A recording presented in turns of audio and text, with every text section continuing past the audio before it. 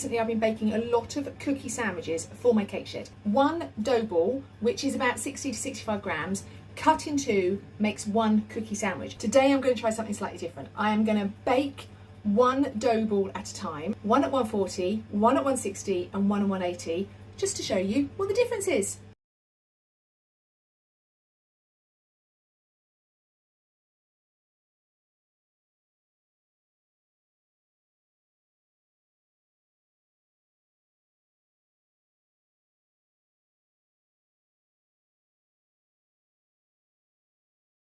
This is part two of me baking cookies at different temperatures. I baked one at 140 degrees C, one at 160 degrees C, and one at 180 degrees C. Look at part one if you want all the rules of the experiment.